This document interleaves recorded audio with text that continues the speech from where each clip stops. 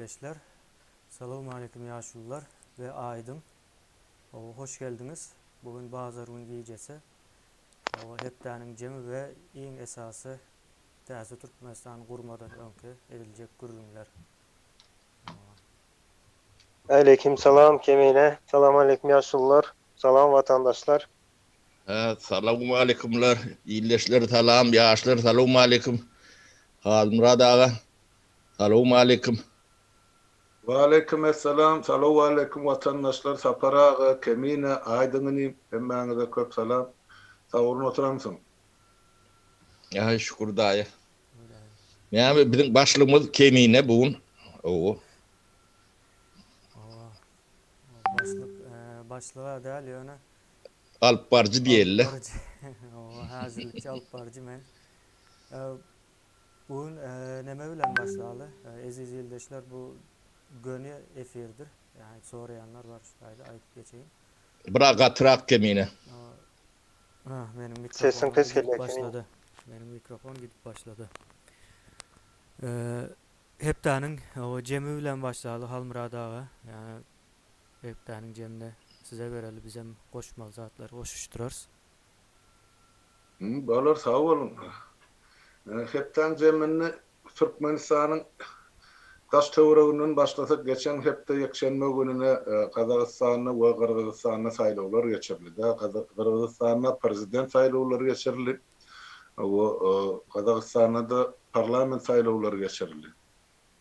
Yine şol saylawlaryň netijesi öňkü postsovet giňişliginden o beýleki respublikalarda ýagdaýyň Türkmenistanyň ýaly bir gynançly däldigini görkezdi. O hiç bolmanda halk gatnaşýar saylawlara öz pikirini beýan edýär. O özüne gerek partiýalara ses berýär. O azda känni ýuwaş-ýuwaşdan öňkü şol totalitar rejimleri ya häkimet başyna sarsman oturalary alada goýýar. Yani bizde Türkmenistan'da şo zatlary ýok. Men pikir edýär, Kazakistanyň we Kyrgyzstanyň geçen hepde ýüz beren syýasy ütkötmeler bizim halkymyza da, bizim durmuşymyza da siyasi täsirini ýetirir diýen men umyt bar. Ol bir ikinciden ýurdun içinde bir dile getirillik bir edilen peýdaly iş ýok, halkyň bähridine edilen iş ýok. Rejim şol öňküsini tutturup gidip otyr. Gurban bolup öz başyny öz köşügi bilen meşgul, halk öz başyny gara güni bilen meşgul.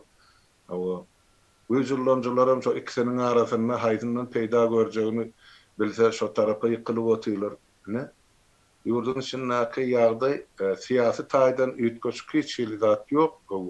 Yani represiyalar bar, elbette adamlar tutulup dur, basılıp dur. Yani koronavirüs mevcak gidip dur, öňüne alan adam yok. Aljaga da meňzana sebäp bize botylar. Gurban bolyň hökümeti boyuna alana häzir küne çöldi. Ýurtda koronavirüsüň barlygyny. Munun ökmen dellep geçmek gerek. Şol sanyna ýurdun içinde açlyk dowam edýär. Adamlaryň, watandaşlarymyzyň alýan aýlyklary maşgalany eklemäge ýetenat. Şu babatda ine marly bir watandaşymyzyň maňa uğradan gowrumly hatyny men we sahypamda çap etdim. Watandaşlarymyzyň şonu tasdiklady. Aýdyşyňyzdan beter bir topar harytlar meniň getiren sağlamdanam gymmat eken. Ýene de diýe ol ýigit şükür etsin ýa 4 baş maşgalada bir adam işläp 1000 manat ýa 5 milyon manat getirýän bolsa entäm olaň bir oňşarlyk ýagdaý bar. Emma 4, 5, 6 çağal oturan işsiz ýaşap gören maşgallar bar. Olar nädip günni görmeli, sonra goýan watandaşymyzdan bar içinde. Ýurdun ýagdaýy şu meselede gaty agyr. Maňa hany dogduk depem gyzlar batdan habar geldi ýa bir kullukda. Indi şol uny bir adama bir aýda talon bilen 3 kilodan bermelidirikdir. Bu näme diýmek? Ol 3 kilo un bolsa bir aýda 10 gününe 1 kilogram diýmek 100 gram unmuş ýa her gününe bir adam 100 gram un. Nädip oňmaly şo bilen bir adam. 100 gram un bilen. Men ýadyma düşýän şo harbagurlukda kam 760 gram sallada berilýän, esgere berilýän çöregiň meşhur da ak çörek, kara çörek bileliklerinde şol 760 gramdy. Bu bolsa 100 gram unudan koydy halkyma. Onam şeýle barıp almak bolana, oňa da gidip spravka düzlemeli, ol spravkada da maşgala sanyny görkezmeli. Ondan soň maşgalaň içinde kim nirde işliýär, kim nirde ýaşaýar, gara onam almak hallala ýene de barıp aladandanyň nowata durýar. Ine ýurdun içindäki bir iýmet gytçylygym, adyk gytçylygym, aşlygym, diňe bir şäheriň men emezeline getirip berýän mesalyny ýagdaý beýleki vilayetlerde esasan Daşawy vilayetyny beýleki vilayetler arasynda hasaga. Başga ýurdun daşyndaky syýasy ütköşüklerden alsak, adamlar aktivleşip başlady. Gatywat men belli geçmeli. Täze ýene de bir näçe sayt açylypdyr. Şu täzeýiň hasabyna biraz öňrä açylanlar bar. Öz başda adamlar öz pikirini beýan edýär. Bilim gaty gowzat gutlanmaly zat, ýene daýdylmaly zat, bizim ýaşlarymyzyň arasynda da dernege de bir topar ýaşlar geldi. Öz arany söhbetdeşlik geçirip oturýarlar. Halkyň aladasyny edýärler, öz pikirlerini aýdýarlar, çykyş edip başladylar. Dürlü vilayetlerden bolan ýaşlarymyz ben gutlanmaly mesele berekella şular ýaly gepleşikler dowamly bolsun, köwür köp bolsun. O adamlara mene ýuwaş-ýuwaşdan şu zatlar görüp ýene de gatnaşyp köpelip ýurdun aladasy bilen boljak adamlaryň sanyny köpeler diýen mende ulkan umyt bar. Beýsgaça şu hepdämde seredemizde umumy alanda ýagdaý şular ýaly ýöne de ýurdun daşyny aýdylmaly, şu günkü gelip bolşan habar men ýanjak oturdum şol tembe göni gepleşik seredip Orsiýadyň Russiýa Federasiýasynyň iň esas oppozisionerlerden biri Aleksey Navalny mundan bir kaýdyr zäherlenipdi da Orsiýadyň territoriýasynda soň Germaniýa bejerige çykarylyp inni özüm tutandan soň ýene de ýygyna gaýdyp geldi. Şoň üçin şuň Moskwada gatkan ýylat aýryp gelmeli aeroportuna garşylady. Olam aeroport Vnukovo aeroportu. Ýöne häkimetler adamlaryň ýygnanşygyndan gorkup samolýoty yarım saatlap Moskwaň depesine aýlap pırlap getirip Şeremetiyevde gondurdylar.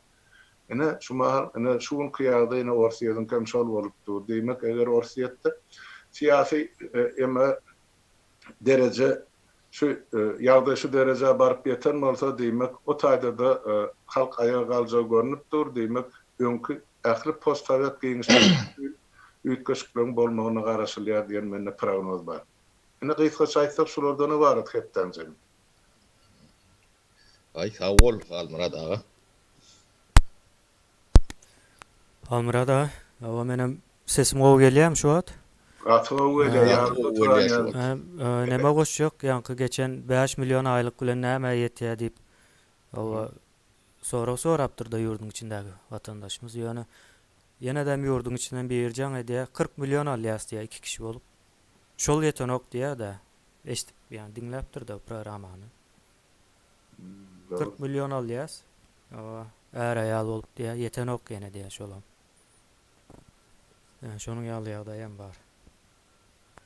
O doğrudur, o diýilişimiz Michael Ernst diýär da, ýa-da ýa-şol getirip misalyň birisi da ol aýdany ol aýlyksa oturan maşgallarym bar. Olar nähili ýaşamaly diýip sora goýýar. Şuruň aladasyny etmeli, şular barada aýtmaly diýär. Wagt elbetde aýtmaly. Bilip otyr işçilik otaýda 70-80 götürümdi. Ýöne şol adamlaryň özünden biraz hereket gerek de watandaşlar. Özleri özlerden aýtmady, öz aladasyny etmedi. Kim etsin, kim aýtsyn. Hemme kişinin eline de bar mobilni telefon surata düşürüp 2 minut süjet edip uğraşsalar biz elbette dünýä guramalarını ýetiririz. Ýurdun içindäki ýagdaýyň katastrofa ýetenligini şu derejäň bardygyny aýtmak üçin bize esas gerek, fakt gerek. Şu zatlar bolmasa biz näde beýle halkara guramalary ýüzleneli.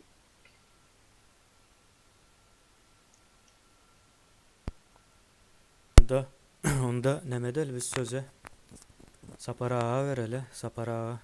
Bugün giňişlerimiz zat gürrün etmekçi. Men halbradaň gaýtalap oturmaýyndan soň bu sebäplerine deýinjek bolaýyn. Ýani bu kıyın ýagdaýym, aşlygym, işsizligim Türkmenistan'a bu çıkan zat derler. Yani nesil göz önüne getirip görün. Şveçya, ya Fransa, ya Amerika, öten devletlerin haytını alayın. Şolun iqtisadiyetin devlet monopoliyasına verin. Näme bolýandy göz önüne getirip bilýäňiz mi? Ine devlet monopoliyasynyň iqtisadiyet, yani planowy sistematy 90-njy ýyllarda, 85, 86, 88 ýyllarda çöktü. Bankrot boldy. Onu 30 ýyllap şuna çendi o nähilek akyl bilen yöretdiler. Bu padisda otronom, apadisda otronom iksem zahir kızım bolmaly. Yani iqtisadiyeti bazar iqtisadiyetine geçirmesen bu çökön bankrot bolan sisteman üstünne sen 30 ýyllap halkyny yani altın asıra ne edip yetirip bolýar. Şoňa bizim jemgyýetimizin aňy üşügi şoňa ýetenok, şo arada gurrun edilen nokta. 30 ýyldan soň azyk ýasyýarlar-da. Çörek ýok diýdim. Bolmadygy gaty doğal. Ne men şu hökümetiň güýünden hiç diýipli kompetensiýasynyň ýokdugyny, nollunum aşakdygyny bir iki tanap cümle söz bilen tuğut edip berende. Yine dünýäň hemme ýerinde näme bardyr? Türkiýede mysal üçin gatma değer diýip bir söz bardyr. Yine mal öldürýän çok değeri sen üstüne değer öndürüp üstüne gatyp önüm öndürýän. Şonu sen girdejili bolýan. Şo gatma değeriň näçe kän bolsa sen şonça da girdeji alýan. Indi şo söz Türkmenistanyň leksikonuna barmy? Nämen o samimi diýen söz bar. Bu da şo ýiten sözleň emesi. Biz kemine bilen YouTube'da tercüme ettirip gördük de. Türkmençe nähilek tercüme edilýän eken şo. Goşmaça baha diýilýär. Hawa. Yo manini beren ok. O many bilen o düşünjäni berýän bolan ok. Siz inde diýmek institutlarda näçe tane iqtisadi fakultet var. 5-6 üniversitede institutda iqtisadi fakultet bardyr. Bir institut bardyr iqtisadiýet. Şo taýda gatma değeriň näme diýeni 30 ýyl bizim Türkmen halkymyzyň biri gulagyna ýa-ni ofisial mediadan, gazetden, jurnaldan şodat gerek, şodat önümlü diýilen ýeki makala ya bir peridaça ya bir näme gepleşik bizim halkymda eşitip görüpmidi. Diýmek hökümetin bilen o. O tercümesinden bilen o. Şonu bilmeyen iqtisadiyetçi bolup bilýän nädir?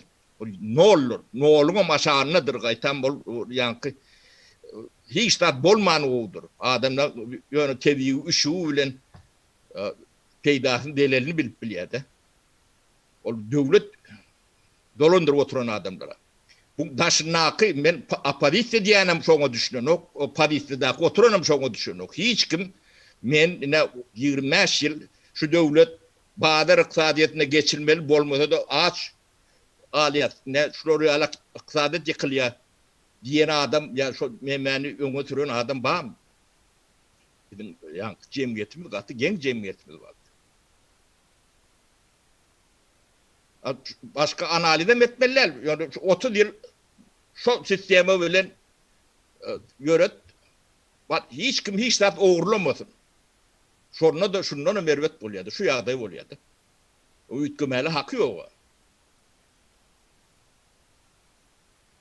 O iqtisadiýetiň bir esasy bir sütünü gatma değer öndürmek. Beýleki döwletler näme üçin baý? Şoňa bir ünsüp görýärler bu adamlar. Amerika dünýäniň baý döwlet. Mysal üçin garajda bir zat oýlap tapyp 5-10 ýyldan trilyonluk marka bolýar. Türkmenistan'ına sen bir zat oylap tapdın dadin. Bir marka olup bilýän. Gözüň türmeden açar. Bokly barlagy şeyler ýa-da bir samsyk milisiýeler seni 10 ýyl 10 ýaşyl türme batar. Yarma akıllı jurnalistim ine bu üstünden ugalowny iş ýöredilipdir. Bu ogry diýip dünýä adam eder. Ondan ömür ötýänçe de közünüp geçmelidir şolada. O sen döwletiň nädip baý bolsun? Çöregiň nädip tapjak? Çörek nirden gelmeli? Bu zatları düşünen adam yok. Türkmenistan'da o zatlar pikir eden adamım yok. Oğru ödülüyorlar. Yani yanlışı var bu. Sen oğurlap bileceğinde mün etse kendi gidip bolyandır. Giden halkı yere çok öldüler. Ne? Şu günkü gedaçılığına, işçiliğine sebebi şu atlar. Bizde hükümet yok, devletim yok. Yani hükümet düğünden yok. Onu ele geçiren bir gruppa var, şahsiyet var. O kadar diye Türkler. Ödlerine de hiç neme yok. Kompetensi yok. O nol olanına da kovuyor. Nol olanına da ya minus selle. Bulonk minus. Nolun aşağında. Yani plintuzun aşağında. Düşünüp görün, bir devletin iktisadiyetine katma değerin näme degi şu söz yok olsa diýmek o düşünce de yok diýmek. Şu söz yok olsa sen institutda okudun okuwçylaryňa, yani studentlerine şu pikir berip bilen o.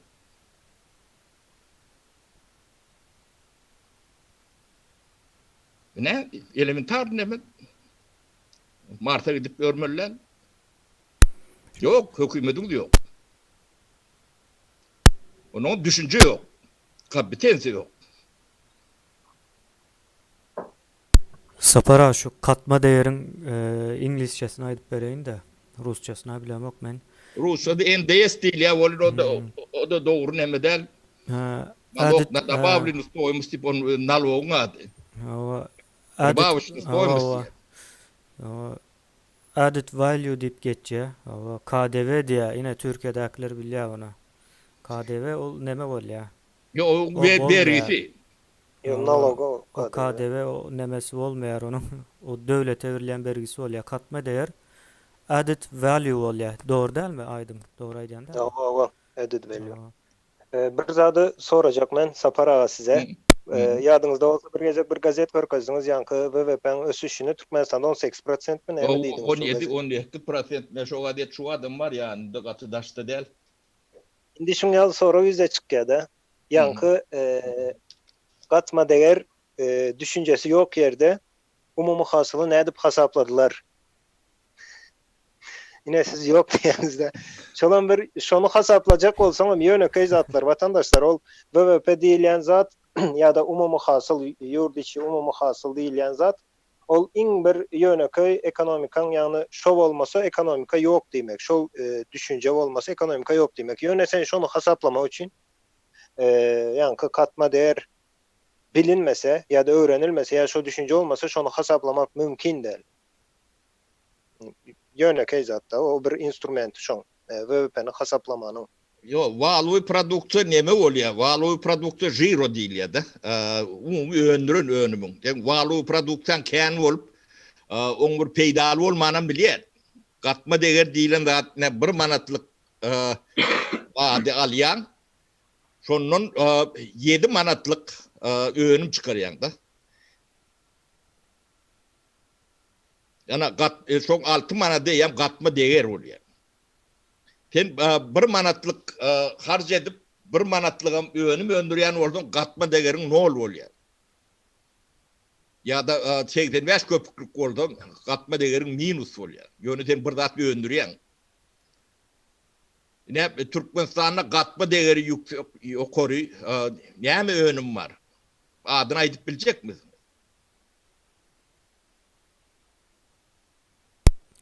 Patan ekilmesem şondan Sapar ağa. Patan minus. Hawa. Sebäbi şu zatlar hasaplanan noktada. Şoň üçin olar plus diýip çykaryp bilýändir belki. Biz gaty gowet pasaplaýadyk. Hemme de adam nemeden badyr. Ýöne ýokurda oturup düşünen o. Şo söz ödüm tercüme edipdirler türkmençe. Ine şo zadyň ödüm ýalňyş tercüme. Goşmaça baha diýär. Ile däl. Ha. Goşmaça baga däl. O manini beren o. Goşmaça değil de goşulan baha bolup bilermi? Olan bolmaz. Yok. Baha Bir Baha bolmaýar da şo baha sözü bolanok da şo taýy. Türkçede bu gaty dogry tercüme edipdirler de. Türkçede de belki de 50-60 100 ýyl mundan öň ýokdur. Ýöne deger sözü türkmende degerdir. Türkçede de degerdir. Katma da gatmadır. O iki beňde söze. Şo degerin üstüne deger edýän kazanýar da, öndürýän. Ana şu güzel goşaýyn orsat bersen. Hı. Sol çağalykda golawynda galan ýaşurlamyz ýanky şol bazarda söwdadan ýa bir şular ýa bir ýemede şu degermi degmezmi diýen jap söz ullanyrdylar da söwda satykda. Belki şondan gelip çykýan bolmagy mümkin. Ol bir ikinciden sapara monopoliýa sözüni bular bizimki şuňky watandaşlaryň köpeti düşünen hakda bu ýa-ni rus sözlügini ýa internasional sözlügi bolan üçin monopoliýa diýmek döwletiň monopoliýasy şu bir topok adamyň beýlek bütün jemgyýetiň boýuny dakan siýasatynyň ykdysadyýatynyň netijesi şoňa monopoliýa. Mono sözü birlik anladyýar da şondan gelip çykýar. Ondan şumal aýdyp otursa we bu padydyk bunu turnawaly produkt. Onu türkmençe geçirsek içerki umumy önümçilik diýip aýtmaly bolýar. Köp düşünen watandaşlarym näme barada söhbetdeşlik edip oturup. Şo sözlüklerim özüňiz ullansa gowy kadyň. Eden birkine men okap geçeyin. O ildeşlerimizin köpüsü yazdı vertolyodyň düşenligi barada. Onu eşitdik. Vertolyot düşüp durýany, ýani Türkmenistanyň nemesine değişilýär, hökümetine ýöne bilemzok näçe adam öldü, näme boldy. Inde ýene Perhat Iklimov ildeşimiz ýazýar. Sapara diýe nämana tap biljek däl, ýöne manasyny aýdyp bereň. Düşündük diýe, hökümet ýok, döwlet ýok diýe, indi şonu guraly diýe. Bolýar.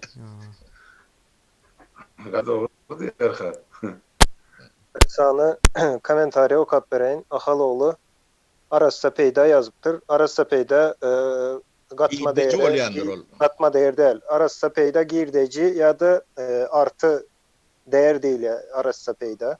Yani arassa peýdadan uly bolýar o gatma değer diýilen zat. Yani işçilere veren aylygyň hem şol arassa peýdan içinde gatkı değere goşulýandyr. İşçe verilen aylık girdi diýip yazılmaýar da. Ya da çıktı deyip yazılan ol näme yazılýar. Gatma paýyna yazılýar. Gatma değerine yazılýar başlan.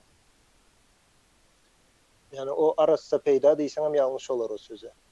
Ne katma değerini näme düşünmek üçin kemine şu Amazon'un, Google'ın, Facebook'un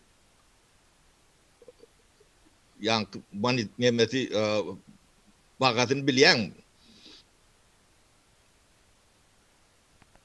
Sapara ýany Bakın. mümkin bolsa çıkaryp berjek hazır. Çıkaryp bilsem ekranda. Ne şol 3 sanak yine de 4-5 sanak nemeni alıp jemlesen.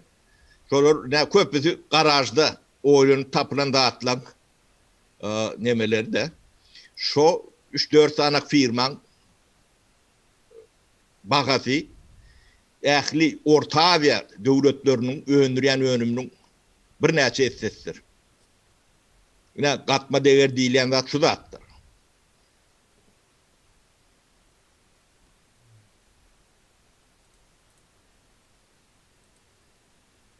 Ideal önceli söz bermeýärse gatma değer. Gatma değer ne halmırat ne 5 manatlyk adalyan. Önüm Sibis toýumuz 5 manat bolsa. Şunu 55 manat edip bildin. Ne 55'ten 5'ini ayırdık 50 manat ne sen gatma değerin şol. Kärin arasa kârin. Ha, ondan sen nalog tölersin, beyleksin deme dersin, o başka mesele de. Ýöne tek döwletine gelýän giýde şol. Tap girdeci. Tap girdeci. Degerin üstüne deger Hı. getirýän de. Nawu koýom kinemeler Sibestoýmysy 1 manatdyr. Galan akyllyr. Ýöne özü 100 manatdyr. Microsoft'un emesi bagady milyardlapdyr. Doğru. Onu soňam hamra da näme has gowy düşünüp bilýän de ýanky birjada zatda borsa diýerlermi. Ne şo taýda iş eden wagtyň şoň manysyna has gowy düşünüp başlaýan.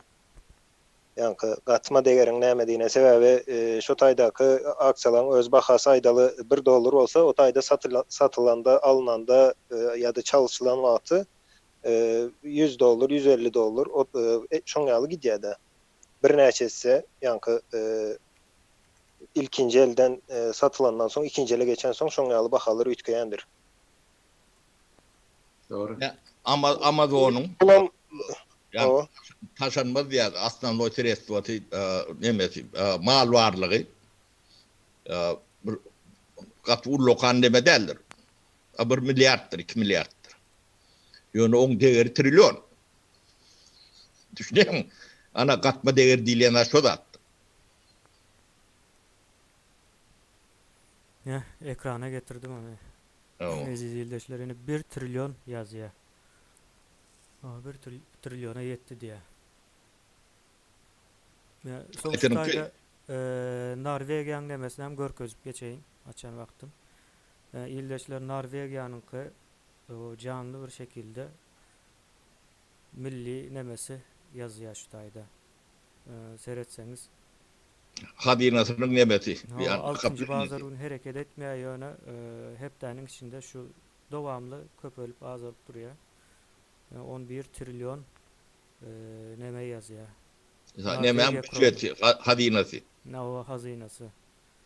Şunun ýaly nemesi var. Türkmenistanyň hazinasynda näme var? Türkmenistanyň hazinasy barmy onan bilemiz yok biz. hazina ýok o taýda. Hökümet döwlet ýok bolsa hazina da ýok bolýar-da.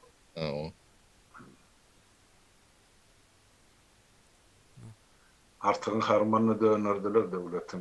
Ne şol yankı katma değer Türkmenistan'da yok söz şol. Yok düşünce. Düşünce yok bolsa mazmuni nimetem yok da. Söz yok bolsa düşüncedem yok. Dedim bir topar ekonomist yetiştirýärler. Yüzlep.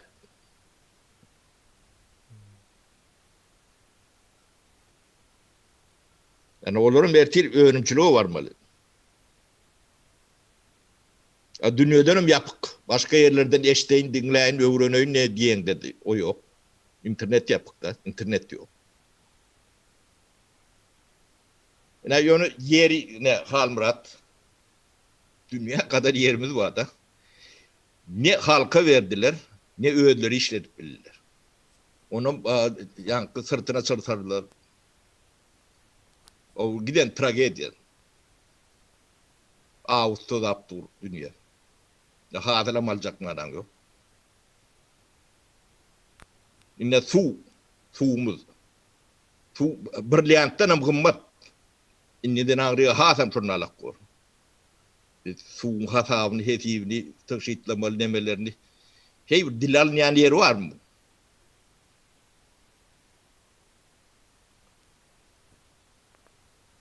Geň baplardyr. Bizim Türkmenimiň ünsü başka yerlerde de. Halkımızın hökümet diýilen de adam yok.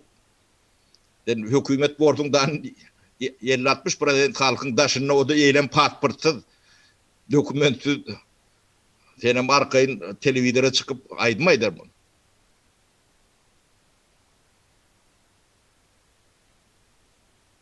Gatı doğru. 21-nji asyrda ol yankı köne yankı Seljuklu döwrü bolsa ýene nemede. Şo döwürlerim yankı dolandyrýan adamlar bular ýalak samtyk däldir. Separa. şol olun gurrun etdik abi meşede meseriyan marada. Şol subtropik rayon marada Kızıletrek, Madow, bu Esenogul ağınca gelýänçe. Şo yerleri şu neçel hökümet el urmandyr. Edilen iş yok. Men öňün ömer balkarly bir ýigidimiz bilen gurulýar. Hiç tat yok ýaşul, edilen iş yok diýip şu taýda. Yoksam şol kanalyň bir böyle atwady gazanjykdan ýokary şu turbolayın Madow çekilmeli. Hiç tat edilmeli. Eger gerekli. Men aýtdym şo sen ýanky diýişiň ýaly gowsy nol bolup duran peýdalla noldan aşak mymsa gidenmer. Onu o yerler uldan çorladyp zeýleden bolsa o yerleriň kadary içe geken. Ammati. O kanalym şoň ýaly. Soradym bol kanal gamyş basyp ýaty ýaşuldy. Onun arasalan adam yok, onun tämirlen adam yok.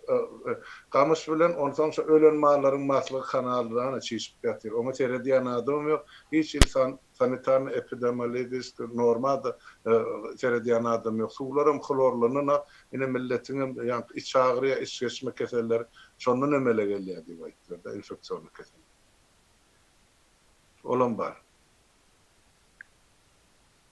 Gynandyrjy hal Murat gaty gynandyrjy neme? Yeme kemine yemeň ýanky şo firmalar jemi näçe milyard bolýar? Trilyon bolýar. Hemmesinin Ben demedi bir de görünen nokta.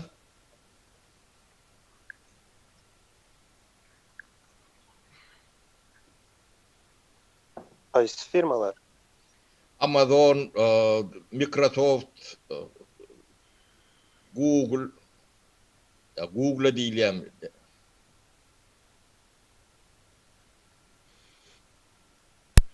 sapara barlap görýän men hazır. Sonra var mı vatandaşlarımızdan aydın enim tere? Ya öde açık atlan var. Ne illeşler şu firmaların emelerini eňeşdirip görün, ne orta devletlerinin ählisini jemläp. Yani şolardan bir näçesi kendir. Ödüm. Yani köpsü garajda oýlanyp tapylan ideýeler demesi şolar.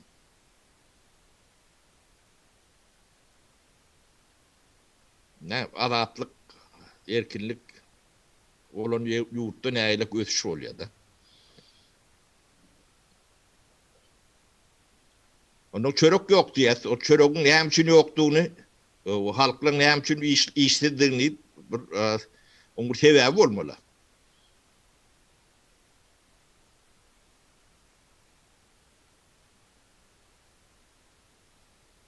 Dünyada birinci ne oldu? Amazon gelýär. Ondan sonra Google, ondan sonra Apple, sonra Microsoft. Dördüsü hem Amerikan Birleşen Ştatları. Beşinci yerde näme gelýär? Ýöne olan biraz nämesi kiçiken. Deme şolong demesi bam dem bahaty. Bahasyn berde görkezmepdir. Bahaty ya jirosy.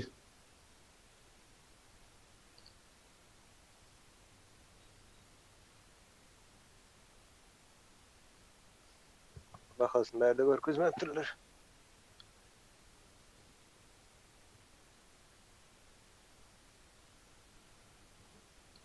Şonlalyk Türkmenistanyň ýagdaýy. Owa, Bu sapara. bir halk düşünsün diýip aýdýarsa biz näme düşünýäni. O ýaňy Murat Rezzak ildeşimizmi o yazıptır da Türkmenler çöreğin ýyzynda diýär. O zatlar ile hiç kızıklanmandır diýär. Ay uçup ýörler. Yani şu taýdan aydan yer paylaşıp yani mel kombinatlara gorap taklaýarlar şu taýda bu sileni yani amony yani çörek demel un Davut demelerini taklaýarlar da yarmasınlar demetmesinler. Dünýäň ýerde bizim ýerde diýen ýaly. Yeme menem aýdan şu taýda Murat Rezzak vatandaşym Taňry ýalkasyna aýdasym gelýär. şu yazyan manyly düşünükli kommentler üçin sağ ol. Halkımızda şular ýaly giň düşünjeli ine adamlaryň bar eken. Kommentlerini okap görýän bolsa para şeýle rejeleşdirip koýulan ýazylan zatlar şu zatlar eger ýurdun içinde üçin edilse ýa bolsa ýa ýola goýulsa onu halkymyza hiç tarapdan horluk, eziyet, kynçylyk bolmaz däl.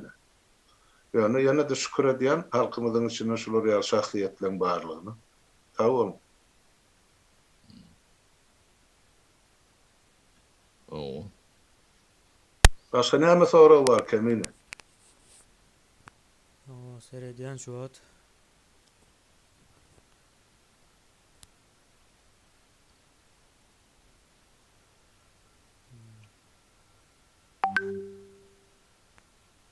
Şu at edil soraw yok.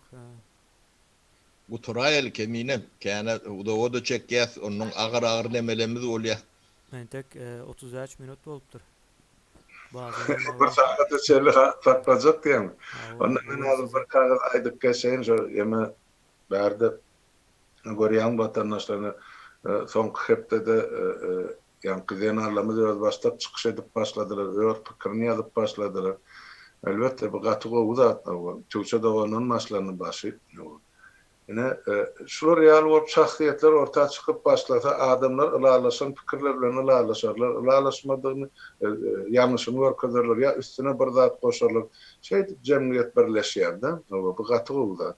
Yani şolan arasında yine elbette o hökümetin adamsymy ya bir özü bir bilmedim ne derecedeki mahluk bağışlayan var. Şu taýda paýyş söz bilen denanlara topulurlar. Hatta şu diýerine görä ýüzüni açyp görläýse ady, familiýasy bilen ondan ol adam bilen bir Euro-Türk dogry gürleşmek bizde de mümkinçilik bolurdy. Ýöne denalaryň üstüne beýdip topulup oturmasy ol hiç kime gelişen akdy aýtjak bolýar. Sebäp şu Türkmenistana degişli saýtlary beýleki döwletleriň adamlaryň, hökümetleriň, ýönetim guruluklaryň seredip barlap, deňeşdirip analiz edip oturýarlar. Şoň esasında da bizim halkymyzyň bir derejesine seredýärler watandaşlar. Ol siz paýşda ununuz bilen ol gahramanlyk däl, ol bir milletiň öňünde beýleki döwletleriň öňünde öz halkymyz pese düşürýär. Seredin hana goňşy döwletimiz özbeklerde beýrek nähili mähirli sözler bilen, nähil mulaýym sözler bilen Azerbaýjanda ýene bir ýerde ýüzlenýärler. Näme üçin biz şonu edip bilemdi? Närazymy? Aýt närazylygyň bir edepli bir dilararlyk sözler bilen. O sen on şahsiýetiň kemeldeniň bilen özüňkiň beýgeldiňi beýle zat ýok tabiatda. Ýeriniňkiň basyp özüňkiň dikelderýär. Şoň üçin gaýrat edin indiki ýazjak kommentlaryňyza biraz şu mesela üns berin ýazmadyňyzdan ol. Diňe sizler onu dinleýän ýa ýazýan başga da döwletler, milletler seredip ana Türkmenler bir-biriniň sylanaklar diýjekler. Diýme motiwy. Onuň diktator hedil etip bizim halkymyzyň depesine şänik döwür. Şonu aýtjak boldum. O Kemine kararyňyz sizin. Benim bir zat aýdyp geçeýin, ýalňyşsam düzeldersiňiz ýaşullar. Indi ine şu gün näl diýin, hemme göreşe ýanky hereket edýär diýende. Ýöne vatandaşlardan etjek haýyşym şu hereketiň soňunda siz näme isleýäňiz, ýagny özüňiziň bir zat üçin şu wagt hereket edýäňde ýa-da bir zat üçin garşy çykýan. Men köp adamda ýanky diktatory aýyrmak, diktaturany ýok etmek ýaly düşünjeler görýände.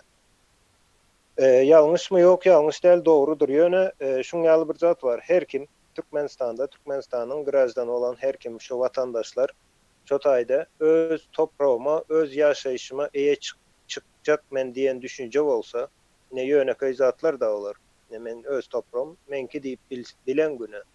Şu Türkmenistanyň derýasy bolsun, suwy bolsun, uşu bolsun, şu zat menki diýen güni inanyň şu taýda bir san döwlet gurular.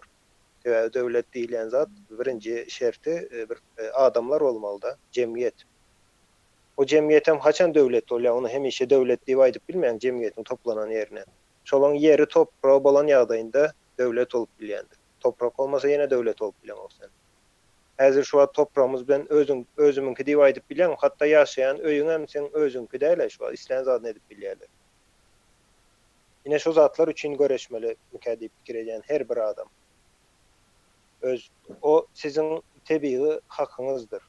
Türkmenistan'ın teritoriýasynda doğulan her bir adam şu yerinin eýesi, onu mahrum edip bolmaýar o zatdan, o hakdan.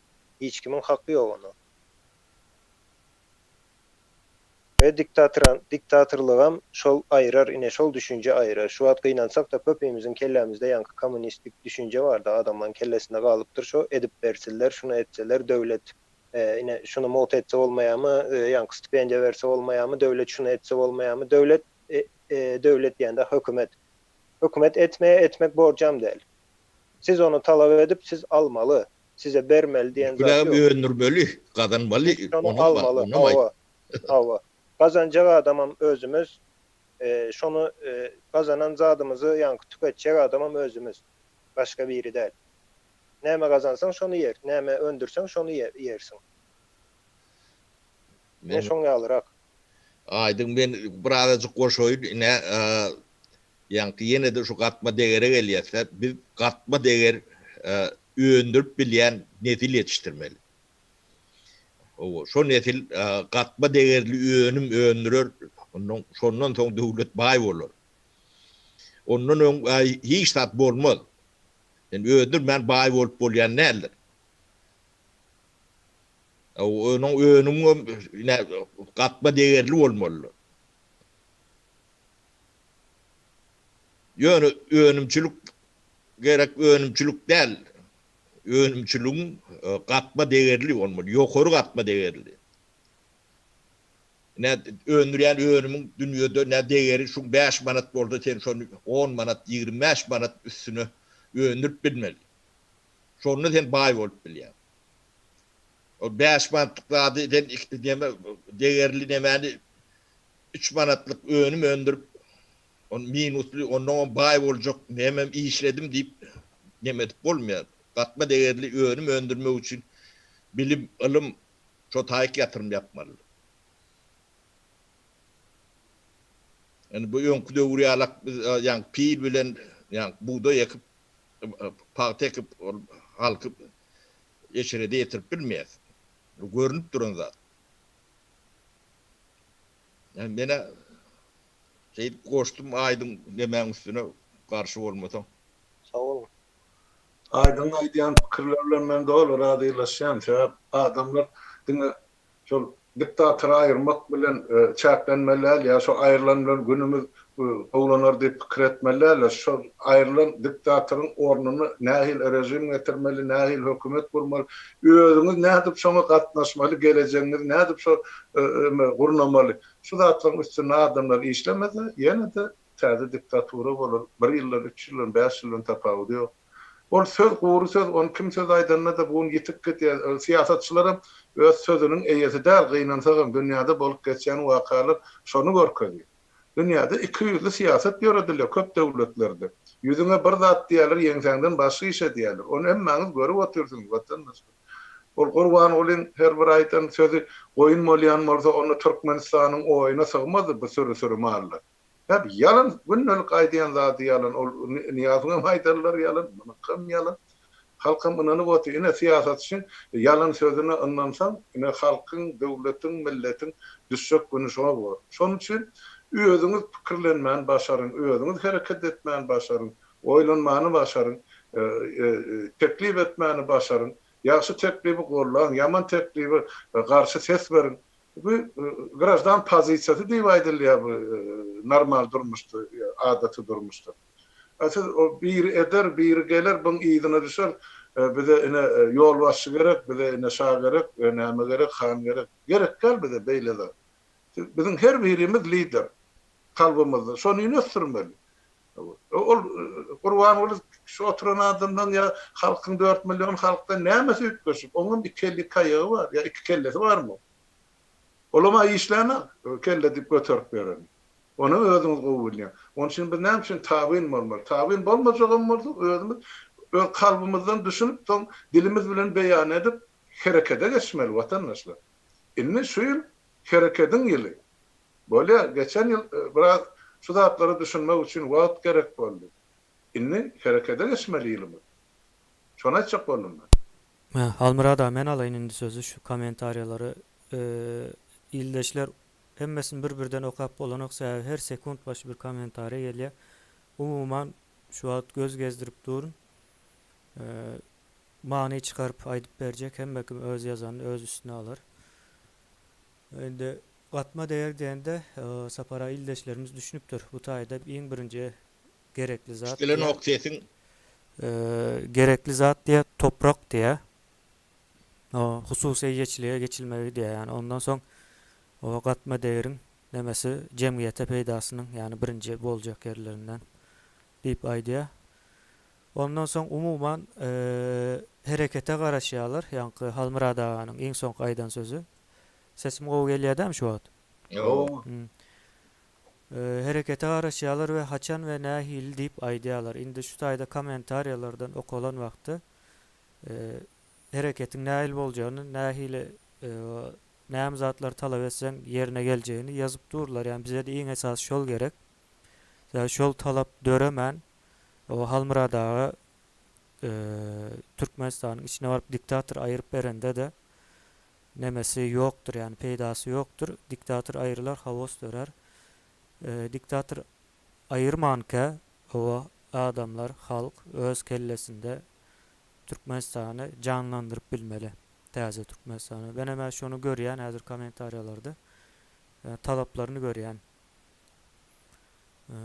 Şonu aýdyp geçeýin diýdim. Şonuň ýaly umuman gysgaça. Gatı doğru ýazypdyr. Şeylen bolmaly. Bir adama bağlap siýasat düzmek bolmaýar. Cemiyete bağlap siýasat düzmeli. Cemiyet diýenimiz bütün halkyň islegine görä, halkyň mümkinçiligine görä siýasat düzmeli boldy. Halk sesini çıkarmada ana diktator depemizde şanyp töwüp. Şoňa adamlar düşünmegi gerek. Köp adam öňünde düşünýärdi, nädip hareket etmeligini bilenok. Ya şoňa biz nädip girişmeli, girişmen formatyny aýdyp berdik, bir ýyl bäri aýdyp gelýär. Özüňiz düşünün, ýanyňyzda ýoldaşlaryňyza düşünün, iňiňizde galan dogan garnaşlaryňyza düşünün. Şu bize şu rejimden diýilmegi gerek diýim, şu zerurlugy, ertek günümiziň ýoklugy.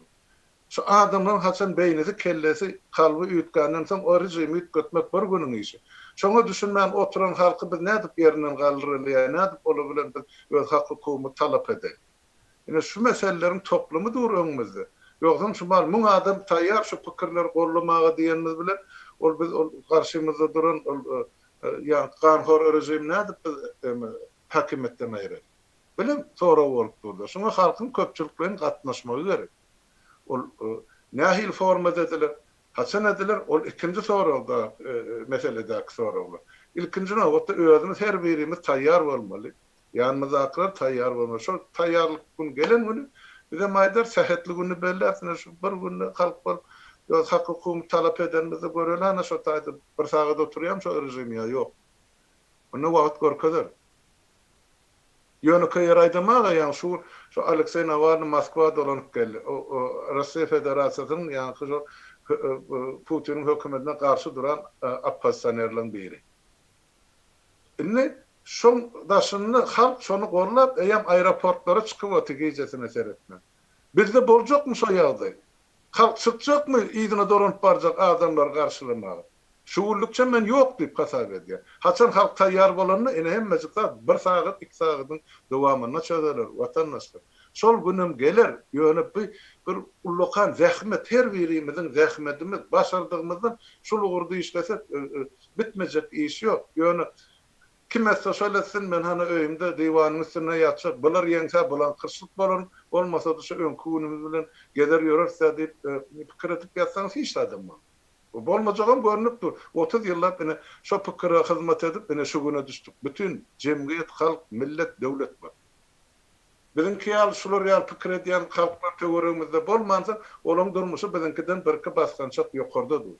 Emma SSR döwrü ýa ýykylan döwrüni bir ýyl geçýänçe ene saparagan şaýatlyk etmegini biz Biz yani Türkmenistan'ın ilatı beýleki töwerekdäki ähli respublikalardan bir ya iki basgança ýokarda ýaşaýardyk ähli üçünçiligimiz boýunça. Men şonu halkyň öňüne aýdym. Şeňmi? Halk makaroni 95-nji ýyllardan ýyp başlady. Unuň ýerine. Ondan öň iýmaga çöregi bardy. O Niyaz gowdu diýede bir toparadım. Ay buna göre anna gowdu. Yok Niyaz SSR'den galan hazinalary hem çykdy boşap diýençe ol gowdu ya şular ýaly adamlar işledi diýençe. Şular gidenden soňam nämetdi ol. Şoňda nebtin gazyň spekulaýasiýasyny özüni köşgüni goşuny saklady. Borlugy tur halk näme baýan. Bir millioner bar maýdym şu Türkmenistanyň oýunda. Görkezdiň maňa. Halar zahmet bilen şu iş ýöredip ya bizne ticaret edip öz hakyny öz halal haky bilen milyoner bolup arkaýyn öýüni aýagyny süýnürip ýatan bir Türkmenistanlyň tapyňma. Ýok, 30 ýylda bolmady şol. Emma töwerekdäki döwletleň, milletleň wekilleriniň näçe müňläp adam milyoner boldy Türkmenistanyň ýerasy baýlygynyň hasabyna. Halkymyzyň sesim çykarman otururlugynyň hasabyna. Bize yokuş degen akmy, bize utanç dälmi? Indi bizim bäşay gazanmak üçin haýsy döwletlerde hyzmatkar bolup ýör. Men şu zatlary janym meni başga zat üçin görüp otursa beýleki döwletlerde de diňe işläne bar. İşlemedige zat ýok, işlemedik öküzde öküzde iýim ýok diýip durma.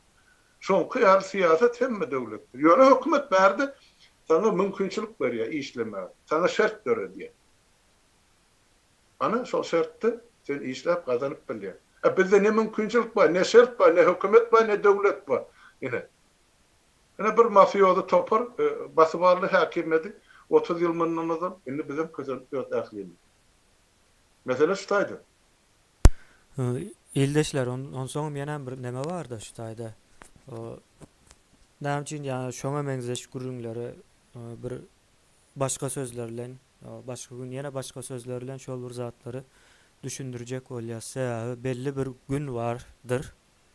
Şu güne çelli taýar bolmaly we siz hökman suratda daş töreňizdäki adamlara edil şunuň ýaly eger görmeýän bolsa-da aýdyp bermelisi. O gün gelen wagtda hemme kim şo näme içine girýänligine taýar bolmaly-da, nähili ýagdaýyň içine girýänligine Türkmenistanyň. O da iş. Şonda hemme zat düzüp gider. Yani şu wagt seredýäs biz ýani soňky nemede diňe bir 2000 bilen 3000 arasyndaky adam da ýani soňky bir hepdeden bäri hasam gowy belli bolýar. Yani revolýusiýa edilen ýagdaýynda şu adamlar Türkmenistany eline almana, yani halk Türkmenistan döwletini eline alyp gurmana taýarlygyny görüp dursa yani. Ve bu birinji basgynjaklar kıyın bolýar. Yani sizin daş töreňizdäkiler sizi görüp o hasam çalt öğreneceğine gözümüz yetip durdu şu an. Şonuň üçin bellenen güne o taýarlykly bolmagymız gerek hemmämizin. Bu bellenen gün ilki ertir bolar. Ilki ýene bir günü bolar. Öňünden belli bolmajagy belli. Belli bolan zady şol diňe. Edil gününü aýtjak gelle sen kemile. Yok, gününü aýtmaýyn, alamatyny aýdyp bererin ýani alamatyny aýdaýyn. O ýollaryň o açylmagyna ýakyn, o açylşynda köp zat üýtgäp biler ýani. Näme üçin üýtgemesin? Men halkalandyryn kemine etjegini bilýär, o plany programmasy bar. Men sizi inandyrýan. O kemine bu zatlary ýaman düýplü işleýär. O töweregindäki oglanlaram. Ýöne ýuwaş bu zatlar ne bir şeýinde hemmesini aýdyň eder kemine. Aýdyň ne? Berde men ýene bir zat aýdyp geçeň vatandaşlar. Şu günkü gün diýende umumyny şu wagtymız, biziň ýaşap ýören wagtymız häzirki zaman diýende soňky 100 ýylda Türkmenistanyň ýa-da Türkmen jemgyýetiniň eline geçmedik şans şu wagt biziň elimizde bar. Mümkinçilik var biziň elimizde. Men şona aýdyp geçeň. Sebäbi diktatura tarapyndan göýberilen käbir ýalňyşlyklar bar. Eger şu ýalňyşlyklary biz şu wagt peýdalanmasak, ulanmasak, onda ol ýalňyşlygynyň amaýdandyr. 2-3 ýylyň içinde düzeldik bilýär diktatura. ve ondan soň şo ýalňyşy gaýtalamaz diýip pikir edýän. Olaram sapa galýa şu wagtly ýagdaýlardan. Şoň üçin watandaşlar ine şo ýanky taýýar bolmaly, özüňizi gelişdirmeli. Iň esasy zat. Yine ýanky Halmyradağam aýdanlaryna biraz goşup geçen şol eger halky ine şu wagt Türkmenistan döwletini biz gurduk diýeli. Şo taýda her bir garys topragy halkyň eline geçen ýagdaýynda diktatura dörep bilmeýär. Diktatura diýilen zat düşünje bolsun, şol sistema bolsun, şonu gorap boljak ýanky nämeler bardyr, sistemalar bardyr. Döwlet guruluş sistemalar bardyr. Diktaturadan hemişelik gorap bilýär şol sistemalar. Ondan soň ol hökümete kim gelse geläýsin, kimi saylasaň saýlaý, seniň döwletiňe hiç hili ziyan berip bilmeýär. Ne şoň ýaly sistema, ine şoňa da düşünüp dogry gurmak üçin häzir biz köp işlemeli bolarys. İşlemek diýende okamaly, öwrenmeli, akyl birinji gerekli zat, ýanky döwlet gurmak üçin akyl gerekdir. Siz şoňa düşünüp başlan günüňize ýem aýdal ine şu gün Halmyradağany saýladyňyz şo taýda Türkmenistanyň başyna. Ertirki gün Halmyradağı birinji ýalňyşynda siz eýem düşünüp bilýäňizde oka öwrenen soň Halmyradağı göni aýdyp bilýäňiz. Olam siziň hakyňyz watandaşlar. Soňam yer toprak sizin bolan soň Halmyradağı taýda näme edip bilsin? Eliňizden almana haky ýok. Hökümetinki diýmene haky ýok. Siz göni gürleşip biler ýaly şol akyla yetmeli. Türkmen jemgyýetimiz bolup. Döwletiň eýetiligini, özüňizdigini şonu düşünmäge berekdi. Siz eýeti. Başka hiç kim halk, döwletiň, ýurdun eýeti halk. Bu da şertsiz, hiç satsız halk, gön halk. Başka hiç kim. Şoň üçin şu real jümläni anlyk kesgitmedi bu ýanky täze Türkmenistanyň täze konstitusiýasyna, şol 24-nji ýylyň konstitusiýasyna jümledip birilmeli. Bolluk bu torda o taýda at oýnatmak, söz oýnatmak gerek gel ine. Yer şahsiýetçilikde mülkdarlyk bolmaly. Döwletiň meýesi diňe halk başga hiç kim çözmeýär döwletiň ykbaly. Ol geldi geçer menajerler, isle premier minister boldy, parlament boldy, näme bolup prezident tapawdy ýok. Hakimet döwlet halkynky. Şoňa halkymyzyň düşünmegi gerek. Ol özüne degişdirden kädiýärde şumal özüler ýa. Konstitusiýada ýazylgy, halmyrat edip jurnala edip ýazylgy. Ödem hiç kim döwleti ele geçirmäli haky ýok. Yani hiç topor ya hiç şahsiyet konstitusiýada ýazylgy. Awa. Şoňa halkymyz düşünün hatda ol döwlet diýse, hakimet diýse ýa bir baýlyk diýse şu hökümete degişdirýär gurban golyň kim? Ýok beýle der, näme oň atasynyň mirasadan emlekmi? Biziň watanymyz ýa biziň topragymyz. Gaýsy kediplerin bağışlandy almaly bolsa bir türme, yarım türme bolmaly, ýa türmeň bir nemesi ýa kakady türme takçysy bolsa. O hakyky türme bolupdyrlar, o türmen kanuny ýerleşdiripdirler, o taýda da bir taýda ismatriýasy goýupdyrlar, tohum tiýjinin borluk torda ähli welaýatyň ýolbaşy wezipelerini esasany güýjülenjilarda pully ýerde diňe öz ilen çalyny ýaşalary degişli ine olaň paşman oşap bererler. Bu nähil beýle durmuş bar. Vay anasını. Ana Aslında Halmyrada şol ine bizim ine kemine bilen gurrun etýän döwletimizi adamlaryň düşünjesinde ve Türkmenistanyň şo konstitusiýasyna da geçirip ve şo taýda şo fundamenti gurup bilsek, ine şu Gurbanguly prezident bolup otursa da bize halka ziyan berip bilmeýär-de, çoň ýaly doýdaýyn. Hatda şol otursun şo taýda ziyan berip bilmeýär, ösüşine de beýlekisine de. Ine şoň ýaly sistema gurulmaly, hökmany suratda. eger kanun işläp dursa, ana bara konstitusiýamda bir topar gowy kanunlar oňa şamly ýazylýar. Ýöne hiç bir işleme, şoň işlemeni talap edýär. Ne juristler bar, ne halk bar, ne düşünjelisi bar. Onun orduny boş kagız bolup ýaty, olar mana üstüne depelap gezip dölerler. Almyrada ýene de bir geň zat aýdaýynmy? Aýtýar. Döwlet tarapy ne? Ani. Ne konstitusiýa bar. Ýöne konstitusiýonly suud ýokdur. Bu ýok bolsa diýmek konstitusiýaň işlemeýär. Berekella. Awa ne bu hemme zady ýörüte edilen demeler bular. Awa. Konstitusiýany hiç kim ýazarlamasyn niwe diýerler. Awa. Ýaşamaly. Ana onu ýöne kağız bolup galy o taýda näile gowsöz ýazanda da ne döwlet guruluşunda şo ýa şagalar kuwat şagalar bölünmelidir. O bir-birinden neme üstün çıkmaz yalak beyleksini hiç demedi. Ne bu konstitusya var arada da şimdi keppelerin içinde bir topur gepleşikler geçirir mi kakdiye kemine ha? Kemine. Bolor. Hazır şu konstitusya ya da şu parlamento arada bir ildeşimiz agresif bir şekilde yazıyor da. Yani Il Wanderer diye o Kırgızistan'da, Ukrayna'da parlamenton var diye hem zat var yönü ne için işler ok diye. Şunu düşündürüm bana diye. Ova. Şimdi e, birinciden bunların arkasında duran güç var. Doğru değil mi ya? Buna yalan değilsen neme olmuyor. Yani doğru olmuyor da. İkinciden cemiyet o konstitusya veya kanun, parlament ya şu benzer saatlarda neme del, iç içe del. Şu zatlar bilen bile cemiyet iç içe del.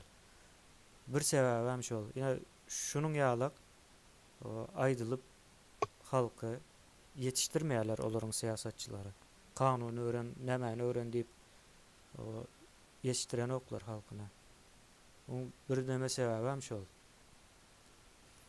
Haydi bilin ben üstüne koşayım mı? Hava koçayım.